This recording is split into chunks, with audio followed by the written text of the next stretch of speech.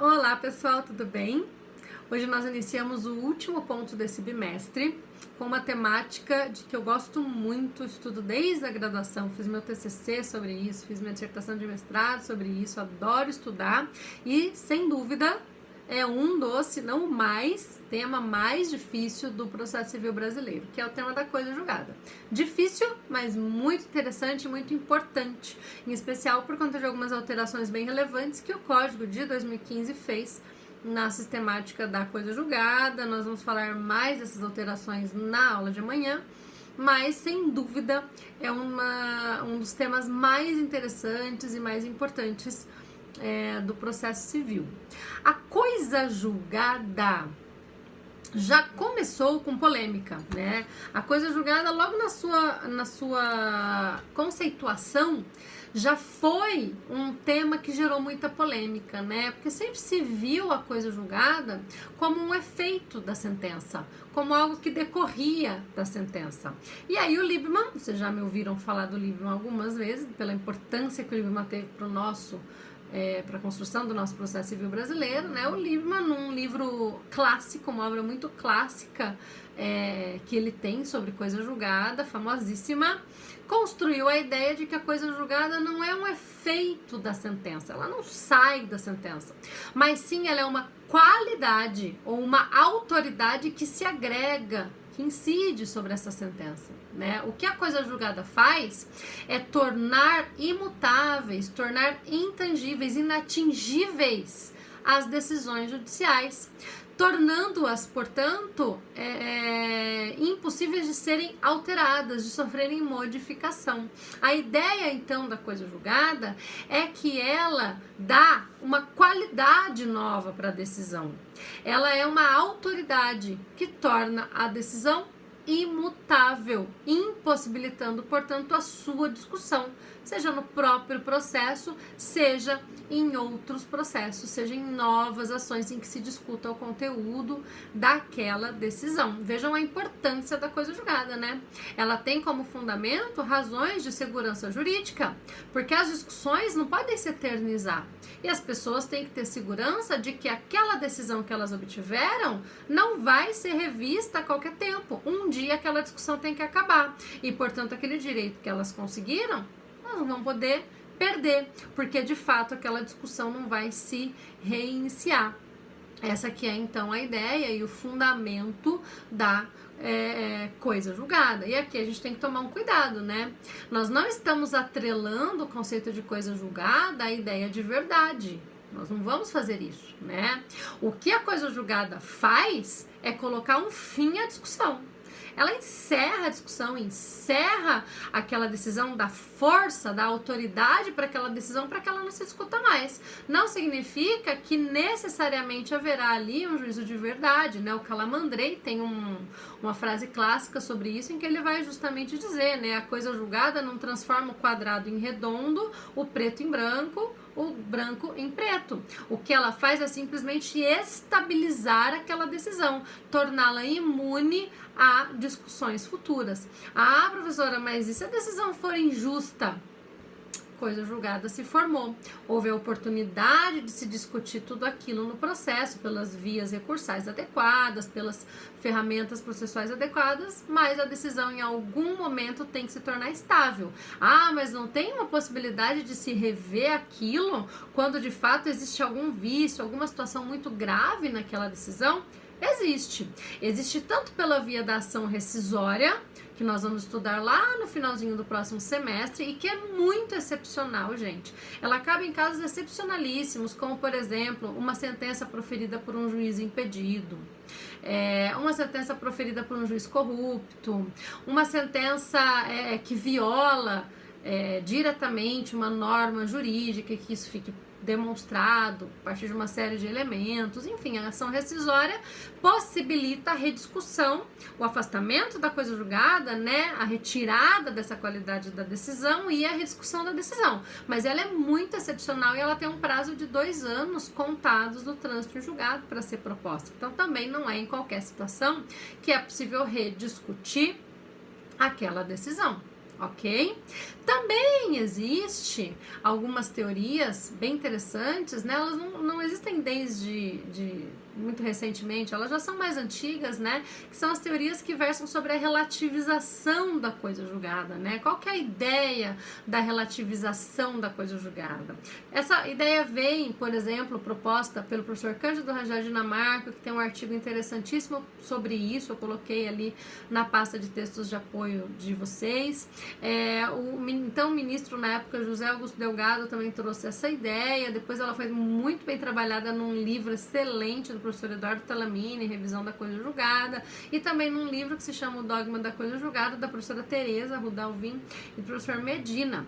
E se construiu em todas essas obras alguns parâmetros para, em alguns casos, se possibilitar a quebra, a relativização da coisa julgada, né? No extremo dessas teorias estão aqueles autores, como o professor Dinamarca, que vão entender que a coisa julgada não pode sobreviver quando há violação a princípios constitucionais, por exemplo, como acontece no caso da investigação de paternidade, né? Isso acontecia mais antigamente, né?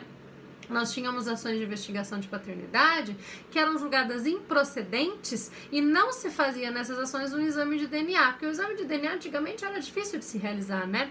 Eu me lembro quando eu estava na faculdade, há muitos anos atrás, e no escritório modelo lá da UEL, onde eu estudei, nós tínhamos algumas ações de investigação e era necessária a realização de DNA.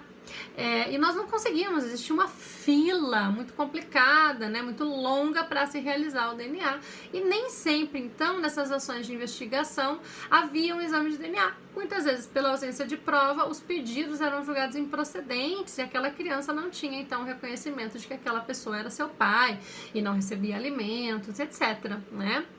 Não se alterava o registro, papapá. Só que, alguns anos depois, o DNA podia ser feito. E ao se fazer o DNA, se constatava que aquela criança era, de fato, filha. Ao contrário do que se entendeu na sentença, que foi de improcedência, porque na época as provas foram testemunhais ou outras provas que acabaram demonstrando que ali não havia uma relação de paternidade. Foi a partir daí que o STJ, e nós encontramos isso na jurisprudência do STJ, começou a admitir a possibilidade de se relativizar a coisa julgada nessas situações em razão do direito dessa criança ao reconhecimento da paternidade daquele pai e ao direito a alimentos, enfim, a dignidade daquela criança se sobrepunha à segurança jurídica advinda da coisa julgada. Mas vejam como é uma hipótese muito excepcional, né? O STJ também vai admitir a relativização da coisa julgada em situações que envolvem desapropriação, por exemplo, né? Quando você tem lá a necessidade de desapropriar um imóvel para interesse público, né? Porque o Estado precisa daquele imóvel para alguma coisa, existe então um dever de indenizar o particular, o dono daquele imóvel. E essas indenizações são arbitradas a partir de uma perícia que é realizada nesses processos, né? Em muitos casos, essa perícia acaba tendo alguns equívocos ou ela acaba gerando um valor muito alto de indenização. Essa sentença acaba homologando esse valor e condenando o Estado a pagar esse valor de indenização para o dono daquele terreno, só que depois se constata que é um equívoco na perícia e o Estado então tenta rediscutir o valor daquela indenização, alegando que para o Estado pagar aquela quantia tão alta pode gerar ali um problema para o interesse público, para o interesse de toda a sociedade, né? E aí nesses casos também, alguns deles, o STJ acaba admitindo a relativização da coisa julgada. Mas vejam, de novo, como se trata de uma hipótese muito excepcional, né? De uma situação que não pode ser admitida sempre em razão da segurança jurídica que é assegurada pela coisa julgada e da necessidade de estabilização das decisões. Há quem, inclusive, critique até mesmo essas decisões do STJ, né? E eu coloquei para vocês ali no material de vocês um entendimento da professora Tereza e do professor Medina que tentam trazer alguns parâmetros mais objetivos para nós chegarmos à possibilidade de se alterar o conteúdo de uma decisão imunizada pela coisa julgada, que vão passar pelo reconhecimento de decisões inexistentes, etc. Depois vocês dão uma olhadinha ali também naquele trechinho que eu coloquei ali para vocês. Certo pessoal, que a relativização da coisa julgada, se admitida, tem que ser admitida em hipóteses muito excepcionais. O Código de Processo Civil traz algumas previsões expressas de hipóteses em que nós podemos desconstituir a coisa julgada, tá? Isso já vinha no Código de 73, acabou vindo também no Código de 2015, e essas hipóteses aparecem no artigo 525, ali pelo parágrafo 11º em diante desse artigo 525, e no artigo 535, a partir do parágrafo 5º também em diante. O que esses artigos trazem? Esses artigos estão no capítulo da execução, no capítulo do cumprimento de sentença. O 525 no cumprimento de sentença, na execução judicial de forma geral, e o segundo no cumprimento de sentença contra a fazenda pública. A fase de cumprimento de sentença é uma fase que vem depois que terminou a fase de conhecimento, depois então que eu já posso cumprir, executar aquela decisão. Então é um procedimento por meio do qual se busca o cumprimento de uma decisão que condena o réu a pagar, a fazer, enfim, alguma coisa. Nesse caso aí, nós precisamos olhar para esses artigos porque eles trazem as possíveis matérias de defesa do executado num cumprimento de sentença, e dentre as defesas está uma alegação relativa à inexigibilidade daquele título que está sendo objeto da execução. E um título é considerado inexigível quando ele se funda em uma decisão, ou melhor, quando ele é uma decisão judicial que foi embasada numa lei que o Supremo Tribunal Federal considerou como inconstitucional. Então, qual que é a situação? Uma sentença foi proferida, e essa sentença condenou alguém a fazer alguma coisa com base em uma lei. Tem uma lei que foi objeto, que foi abordada na fundamentação dessa sentença para justificar uma condenação do réu a pagar, por exemplo, alguma coisa, ou no caso do outro artigo, o Estado, por exemplo, a pagar alguma coisa, seja como for, temos ali um réu que foi condenado a um pagamento de um determinado valor aqui no nosso exemplo, tá? Imaginem que essa decisão acabe sendo mantida no âmbito dos tribunais, depois da interposição de recursos, e ela transita em julgado, ou seja, ela forma a coisa julgada. Formou a coisa julgada, não se discute mais o conteúdo dessa decisão. Só que alguns anos depois, o Supremo Tribunal Federal, numa ação direta de inconstitucionalidade, ou mesmo num recurso extraordinário pela via do controle difuso, você já deve ter ouvido falar disso, declara aquela lei que foi objeto daquela sentença inconstitucional. Vejam, essa ação aqui já morreu, acabou. Mas lá no MADinho, num outro recurso extraordinário de outra pessoa, o Supremo declara aquela norma, aquela lei inconstitucional. O que pode a parte ré desta ação aqui fazer? Pode ingressar com uma ação rescisória para discutir o conteúdo daquela sentença imunizada pela coisa julgada, com base no entendimento do Supremo Tribunal Federal, que entendeu aquela norma inconstitucional. E o prazo para essa rescisória é de 2 anos contados do trânsito em julgado da decisão no STF.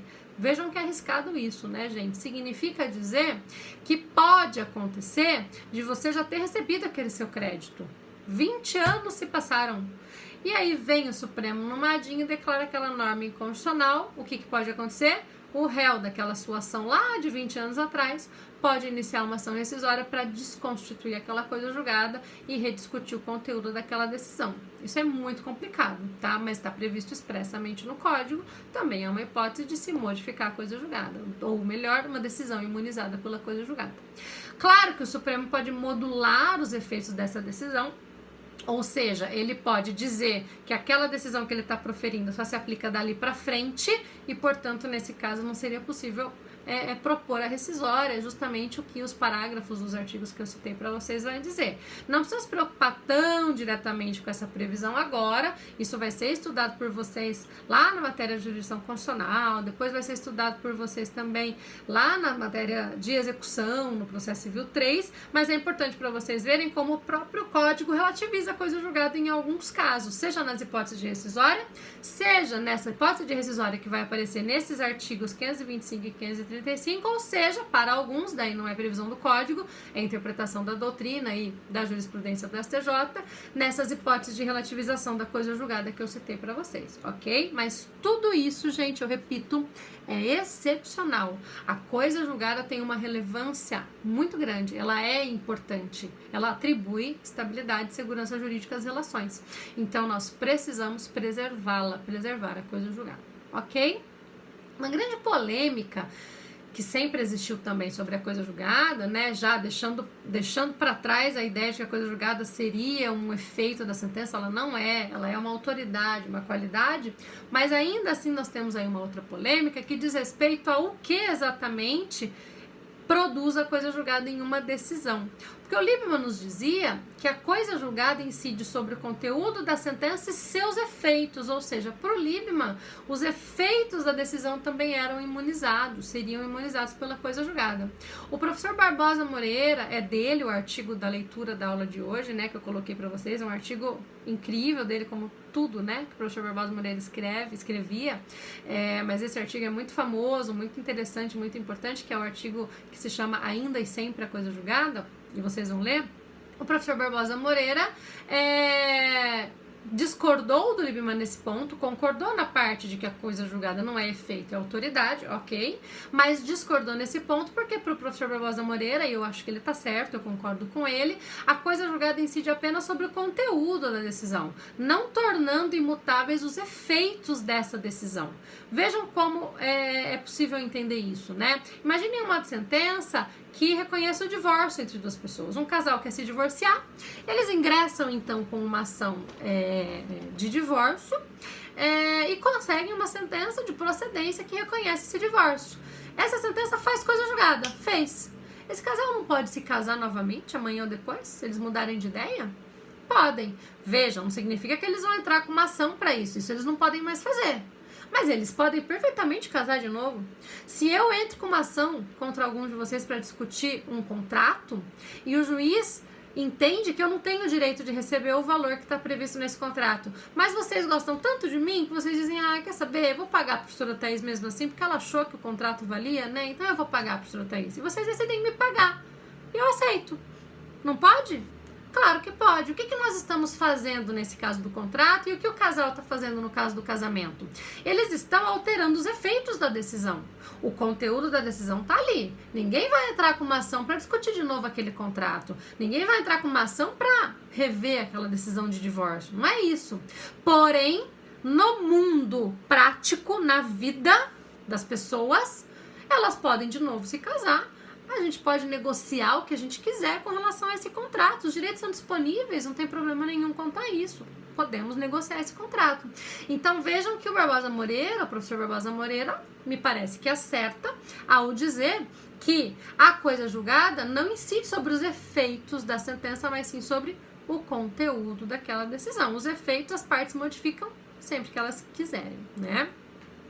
O professor Ovídio Batista da Silva, um outro professor que estudou muito, várias coisas, mas dentre elas a coisa julgada, um brilhante processualista gaúcho, também incrível, importantíssimo para o processo civil brasileiro, né? Barbosa Moreira e Ovídio Batista com certeza estão nos top 5 do processo civil. Eu acho que o professor Barbosa Moreira está ali no top 1, né? Eu acho que para mim ele é um dos maiores processualistas do Brasil, mas sem dúvida os dois são muito grandes, são muito maravilhosos.